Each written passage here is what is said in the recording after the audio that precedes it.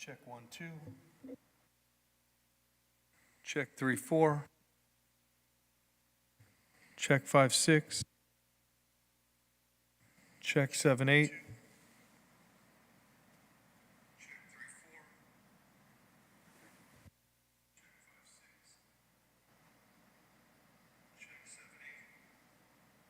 Check 9, 10. Check 11, 12. Check 13, 14.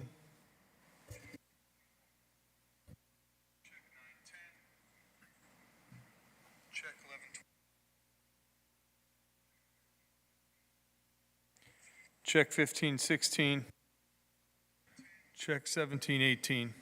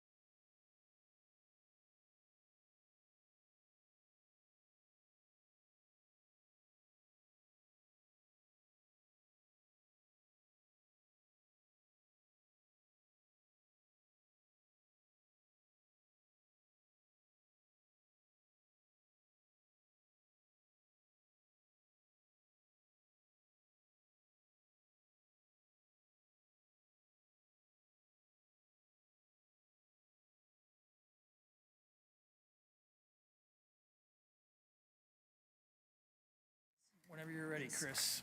Yep.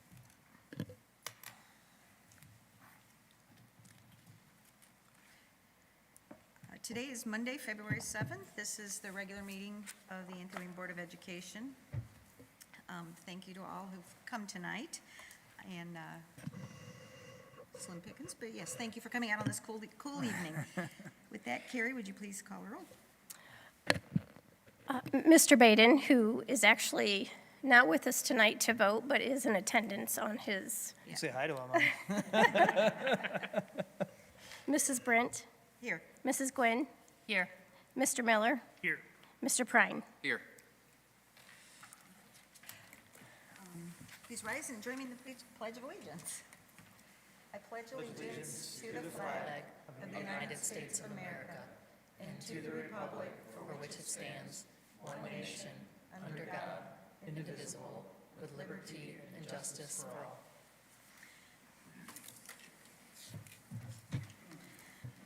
All right, the first thing on our agenda is to approve the minutes from our organizational and regular January meeting. Are there any questions? Anything on that? All right. Motion to approve? Okay. I'll second. Carrie, would you please call roll?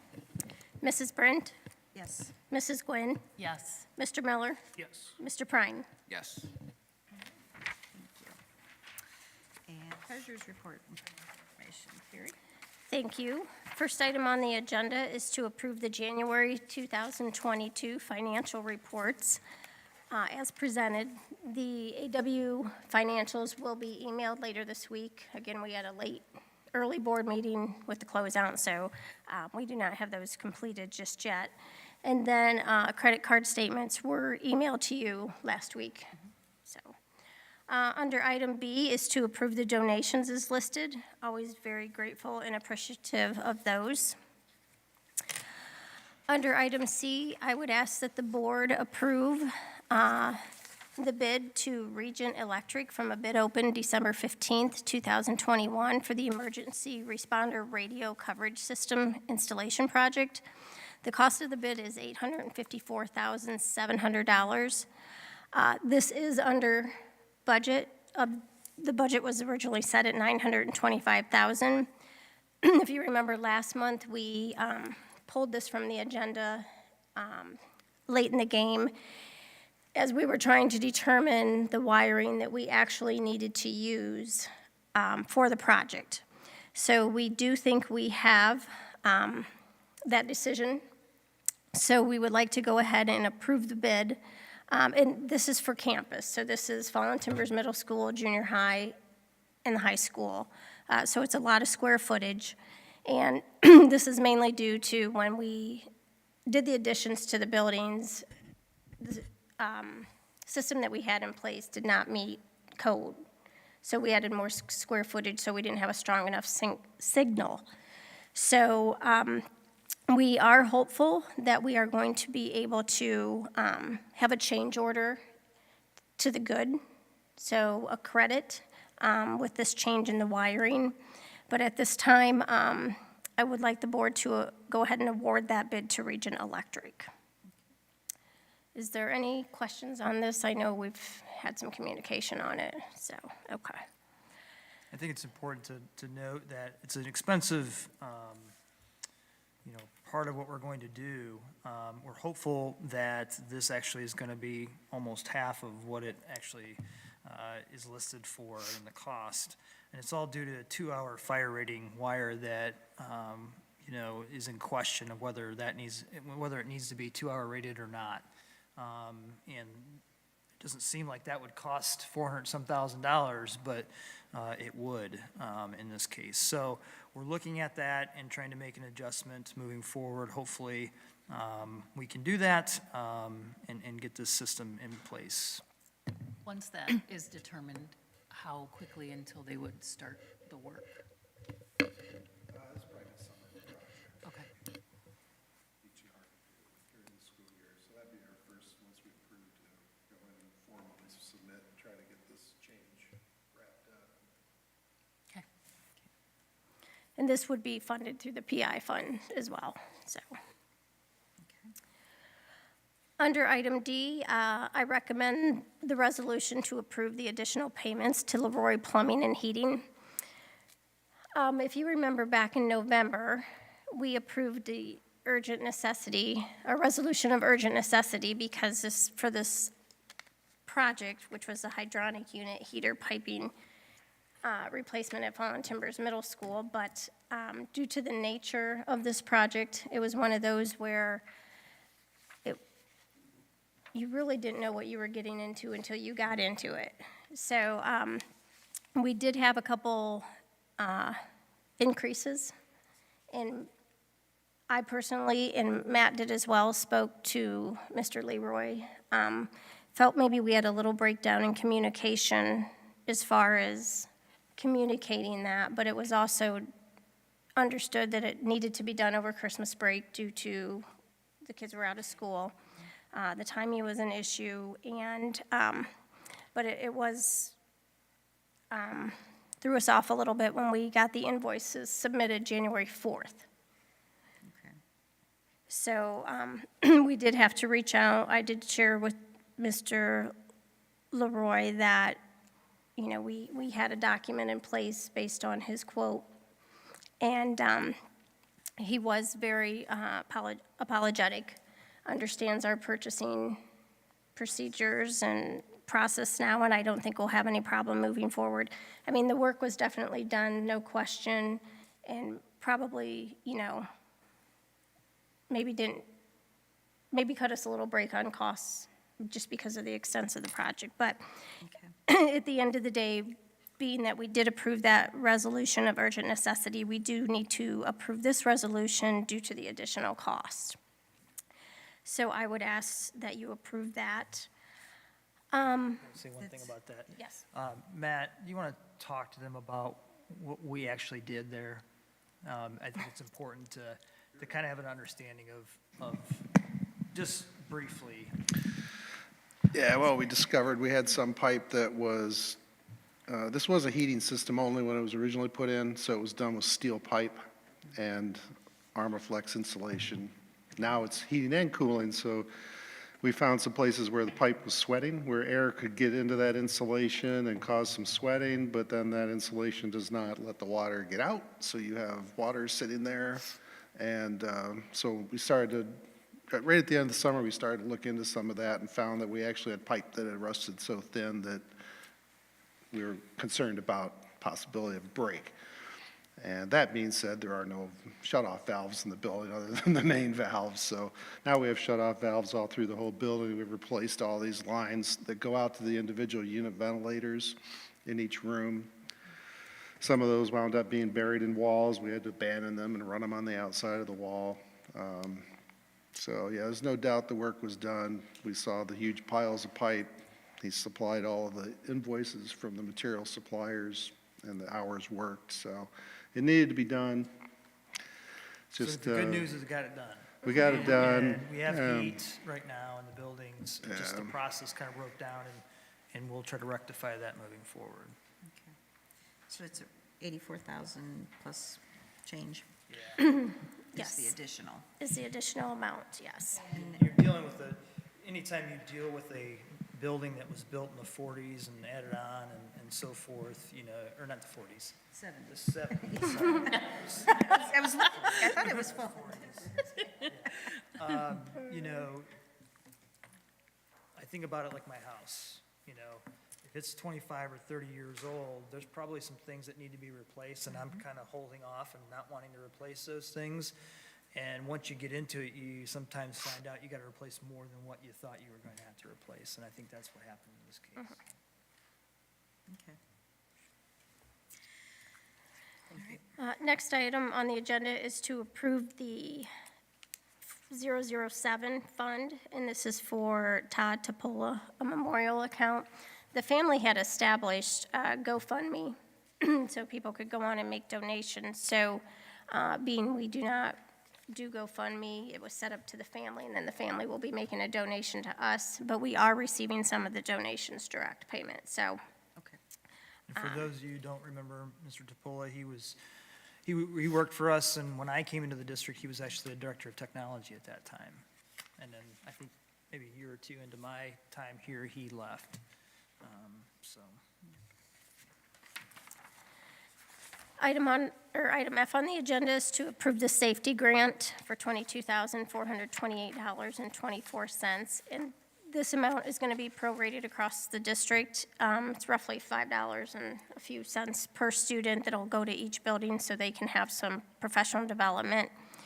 And we've received this grant, I think, 2 or 3 years in a row now. Last year, we used it to pay for cameras on our buses, a portion of it, not all of it.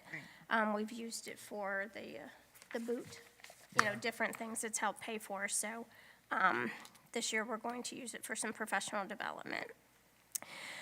Item G is to advertise for 3 84-passenger school buses. This will be purchased with permanent improvement funds and the state reimbursement fund. So with the, well, you remember last year, I think we got like $20,000 for some buses. Well, this year they changed that with the new school funding, that you get a minimum of $45,000 a bus. Per bus. So, per bus. So we had 10 buses that were eligible, and we got 3. We qualified for 3. So we'll get $135,000, so basically it pays for about half a bus. And then the buses that it's replacing, we will take out of service. So we'll trade them in, basically. So it was more than I expected. So I'm very pleased with that. So we will take that, but basically we have to go ahead and advertise and award the bid, and then I will submit that to the state, and then we'll get our funds, so. And then item H, I apologize, I left this off the agenda, and I shared this with you right before the meeting started. But a couple weeks ago, I should say, about a month ago, Matt started the process to receive applications for architect services for the HVAC improvement project. And Matt, myself, Dr. Fritz, and Mr. Herman met last week and actually reviewed all the applications. We had Puggemeyer, JDRM Engineering, Buer Group, and Fanning and Howie. And we went through a rating process of each of those, and we have selected Puggemeyer to take on that role. So at this point, I would ask that the board approve them as our selection for that process, or for that project. The HVAC project is going to be used or paid for using ESSER funds. So that is one of the allowable expenses to use it. This is a project that we couldn't afford to do out of our bond project a few years ago. So eventually we were figuring we'd have to use some PI funds, and when ESSER 3 funds came out, they made that as an allowable expenditure. So I would ask that the board approve that. And then and I know we've talked about it, but just to put this out there and have it on your radar, our emergency levy is up for renewal for collection starting January 1, 2023. This emergency levy goes back to 2003, and it was renewed every 5 years, and then that changed to every 10 years. It generates $3 million. It's a little under 2 mils is what it cost. When this was first passed, it was 4.85 mils. So you can tell the valuation in the district has definitely went up. But just to give you a little timeline, we'll be looking at approving the first part of the resolution in May, In May, okay. and then the second one in June. And the only reason we would do that in May and June is we don't always have a July board meeting, but it is due by August 10th, I believe, to the Board of Elections. So we have some flexibility, we have some time, but I just wanted to put that out there and share those, a little bit of a timeline, so it's all on all of our minds. So, and that is all I have. Any additional questions for Carrie on that? You guys, the emergency levy, I mean, you got the gist of that, yeah. You understand that, yeah. it's- Yes. We collect 3 million, that's what it was originally, so it just, as our valuation increases, the amount individuals pay then decreases because our total is 3 million, so. All right. If there's Make a nothing, motion to approve that? okay, Treasurer's report. in a second. I'll second it. Carrie, would you please call roll? Mrs. Brent, Yes. Mrs. Gwynn, Yes. Mr. Miller, Yes. Mr. Prine. Yes. Thank you. All right, thanks, Carrie. Superintendent's educational reports, Jim. Thank you. Let me start off by going through the current COVID data. I'm going to go through this pretty quickly. The great news that from last month to this month that I can report to you, and if you've been paying attention to the news, the positivity rate has gone down. The number of cases in Ohio has gone down, especially over the last 2 weeks, but especially over the last week. Right now in Lucas County, they're reporting 1,385 over the cases in the last 7 days, which represents a 46% decrease from the previous 7 days. Positivity rate's down to 16.24, and if you remember, back in January 4th, it was 34.7. So when we look at what ODH is reporting, as of last Thursday, they reported 816 cases per 100,000 people over the last 14 days. I would imagine when we get that report this Thursday, it's going to be significantly less than that. Looking at this, I pulled this data, I pulled this today off the Lucas County Health Department's website, and I'll talk about it in my individual zip code reports. I will point out to this, I think it's significant. So these are daily totals of cases reported to the Toledo Lucas County Health Department. You can see, in the beginning of January through about the third week, the average is around 640 cases, with some, you look back to the 8th, 1,400 or 1,042 cases in one day. Now we're down an average to 174.21, so I think it's a significant decrease. When we look at the 0 to 19 age group and over the, the progression over the months, and you look at, what we've experienced this school year, January was significant. And as we got into February, the number of cases over the first 7 days at 66 is significantly less, obviously, than what happened in January. So we'll continue to monitor that data through the month of February and see where that goes, but I do expect those numbers to be down, which is also, as I'll see in a few minutes, representative of what we have in the district. And this just shows the representation per age group from the county. And you do have this at your desk, by the way, as well. The positive cases for students who attend our district, you see on average the number of cases that we had of positive students per month. And as of today, we had 13. Before the day started, I think we were 5 or 6. But, as we got the data in today for students attending, that's where we were at.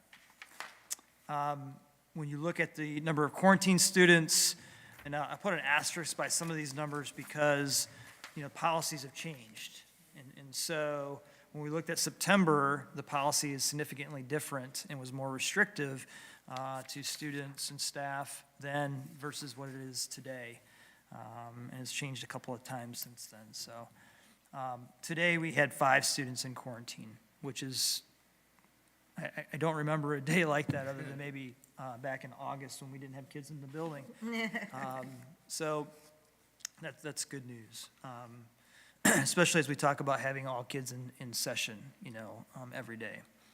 And we had 0 in the mask to stay protocol.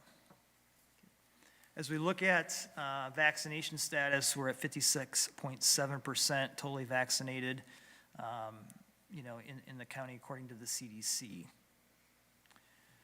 And this just shows the zip code data that I'll show you next. So as we look at the 43537, the one where we split with Maumee, 475 cases in the last 21 days, and so you think back to January when we were seeing that spike, we were coming down from that, so that number is large, but the number of cases in the last 7 days is 55. And you see the percentage of vaccinated individuals in that zip code. 43566, 147 cases over the last 21 days, 27 in the last 7 days. 43571, the one we're sitting in right now, you have 8 cases in the last 7 days. So you see the significant drop from what we were experiencing in the month of January.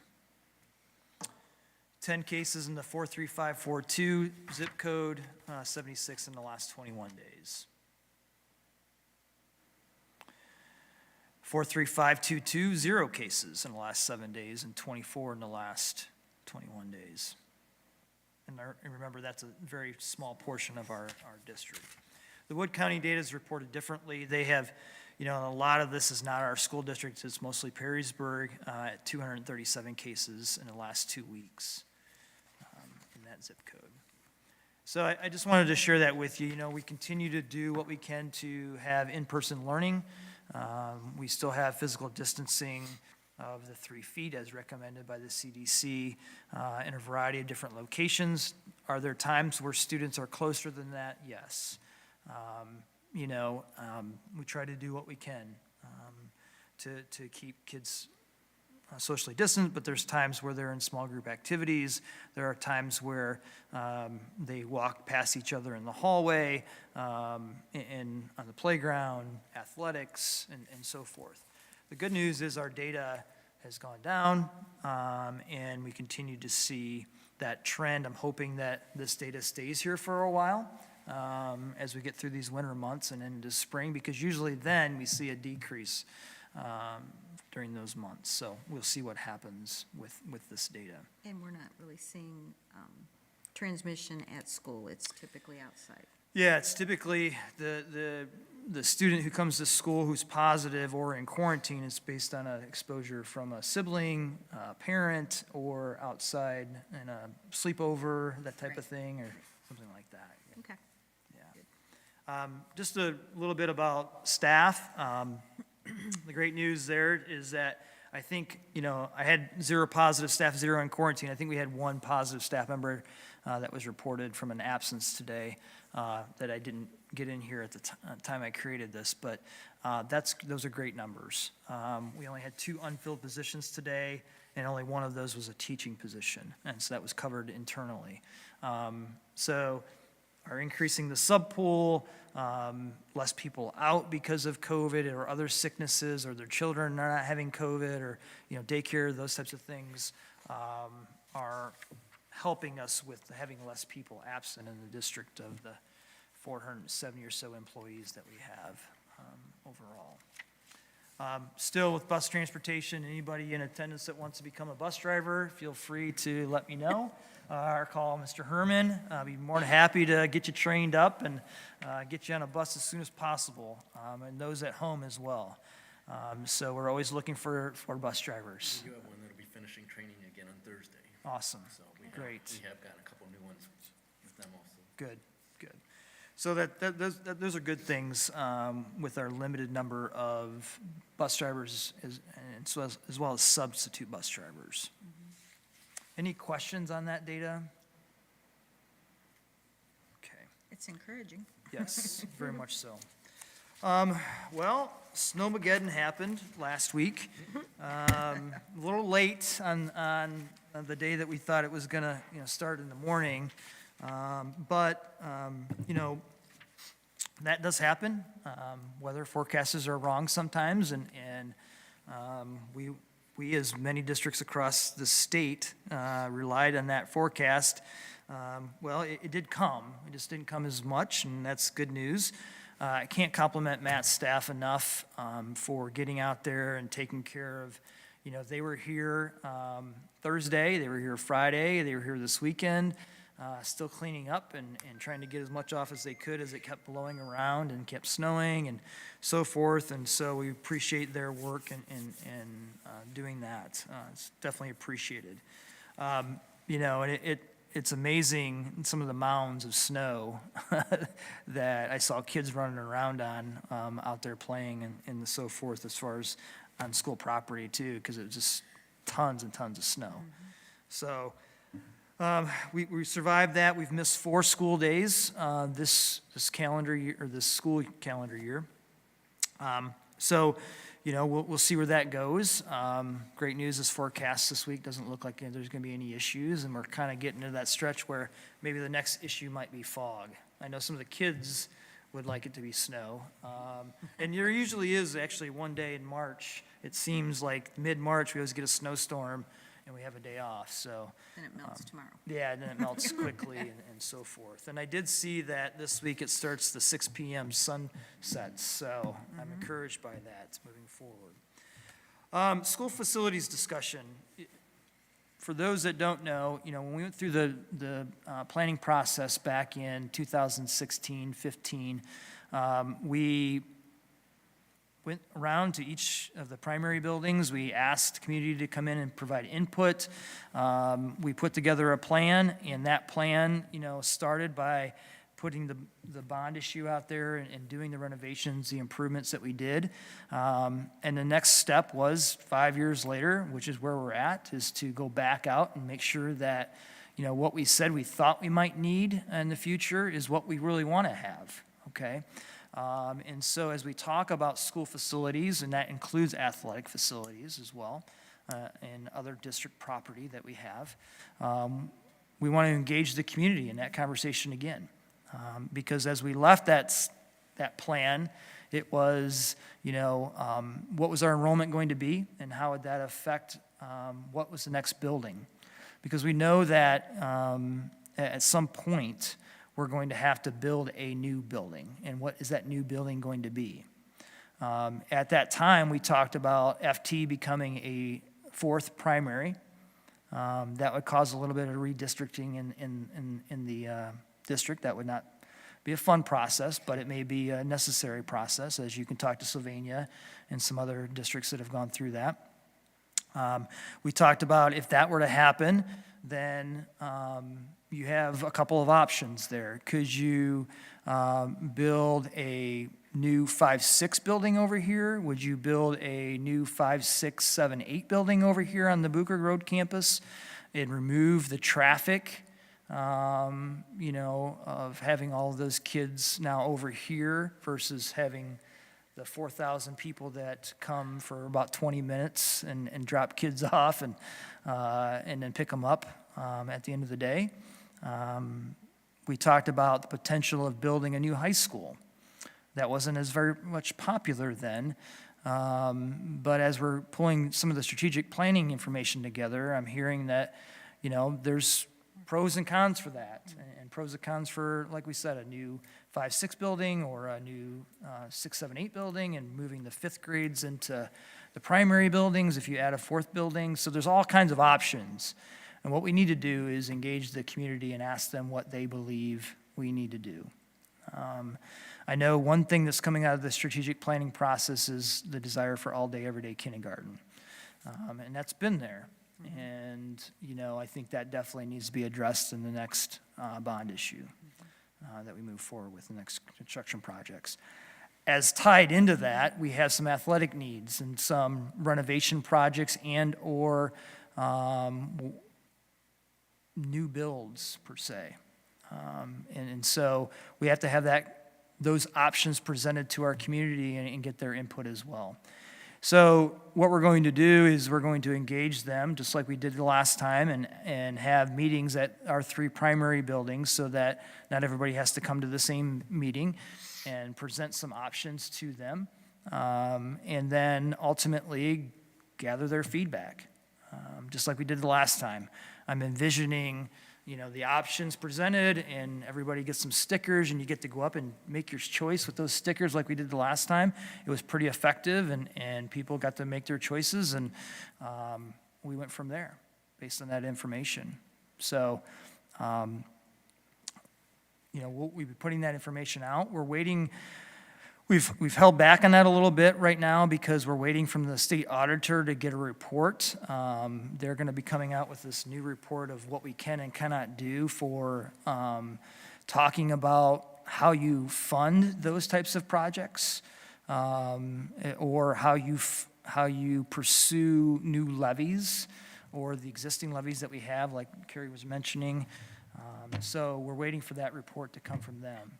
And once we have that, we can review that, understand what we can and cannot do as far as having those conversations in our community, and we'll move forward, making sure that we're following the law. So, any questions on those topics? Is there an Okay. expectation of time on that auditor's? Well, it was supposed to be here now, because we were told 2 weeks ago it was coming. Okay. Typical fashion, though, sometimes it's delayed, so I'm assuming soon, yeah, Okay. yeah. Strategic planning, I mentioned that a little bit, just to add into that, we're still collecting the information that was gathered from the small group meetings that, if you remember, we had a meeting a couple, was it 3 weeks ago, 4 weeks ago now? 3 weeks. And we had roughly 55 or 60 people there, and they were asked to go out and hold these small group meetings with 10 or 12 people in our community. And so we're gathering that feedback now. We also pushed that out to everybody internally as well through our email system and a Google Doc survey. So we've collected that information.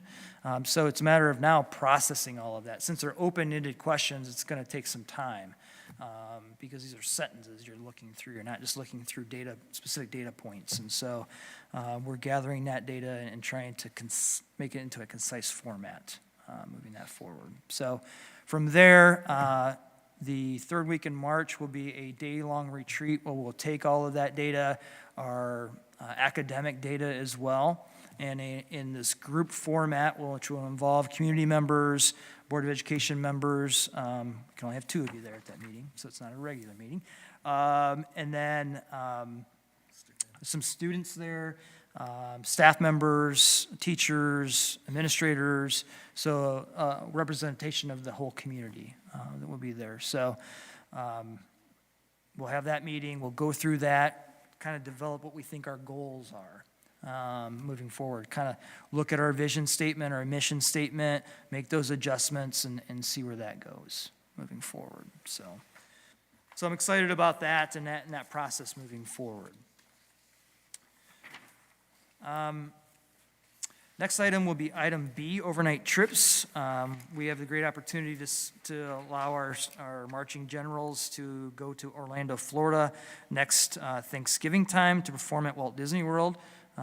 This last year they were in Chicago. This will be another great trip for them to attend and perform at. Then we have our state DECA competition going down to Columbus. Item C, job description. It's for our EMIS position. We had our current EMS director look at the job description, and we made some minor adjustments to her responsibilities based on her recommendations. So that's what you have there. Graduation approval. We have some students graduating early in the class of 2022. So those individuals are listed there. Item E are 3 educational agreements. One is for our annual membership in the Ohio High School Athletic Association. It allows us to participate in those athletic activities.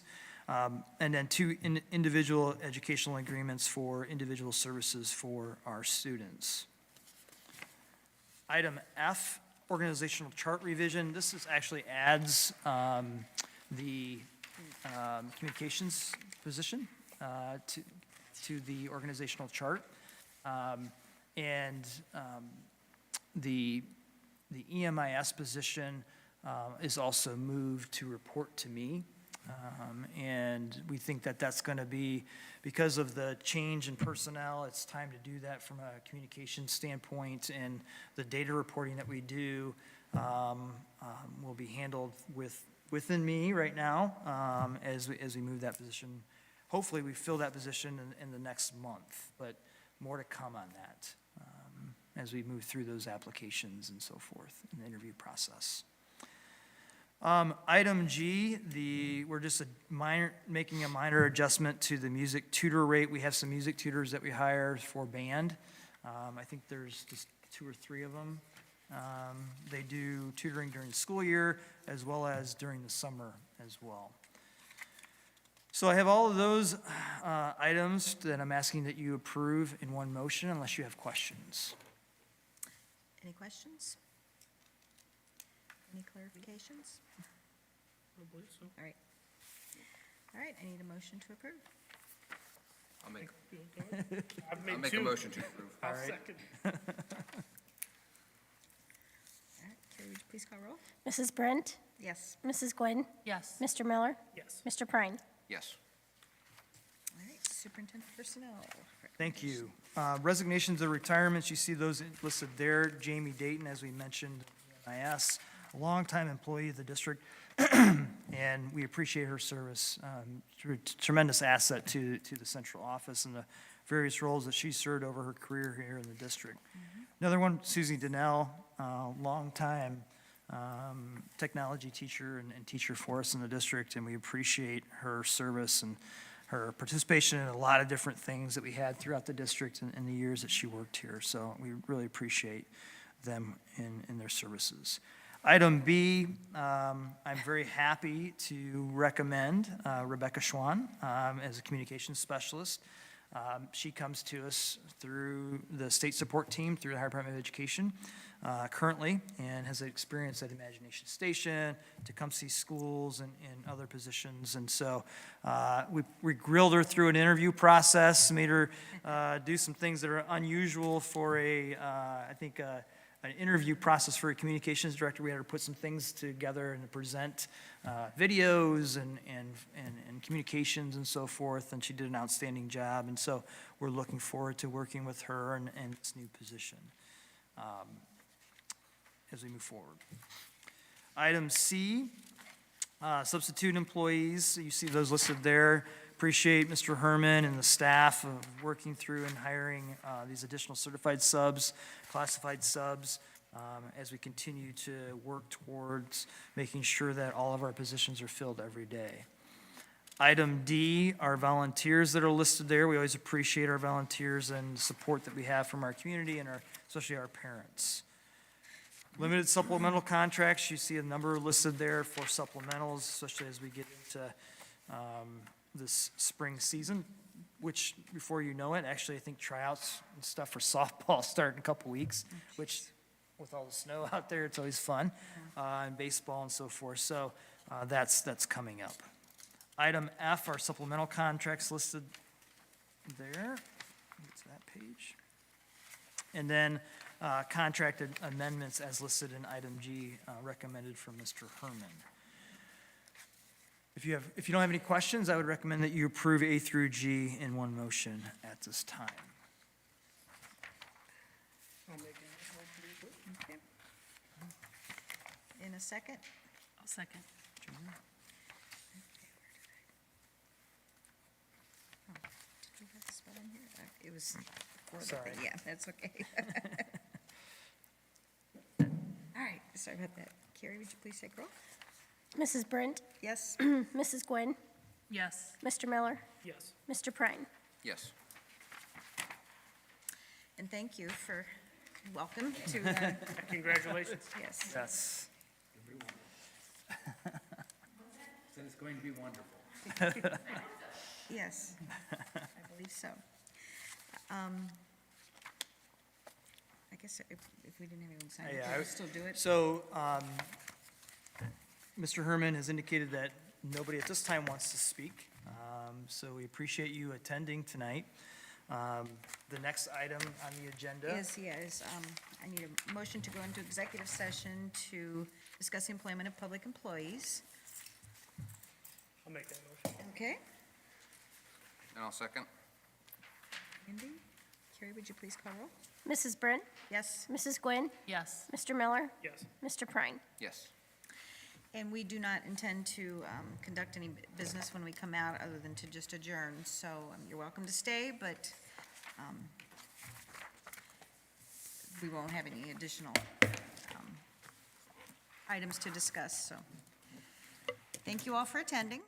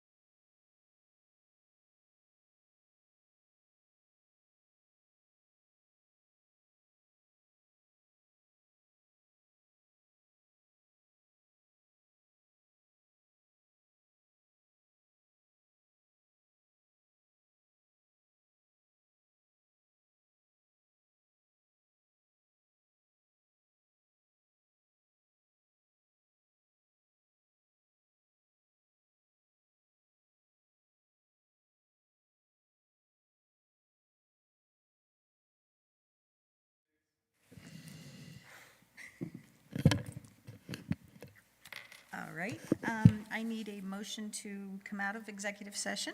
I'll move. Okay, And I will second. all righty. Carrie, would you call roll, please?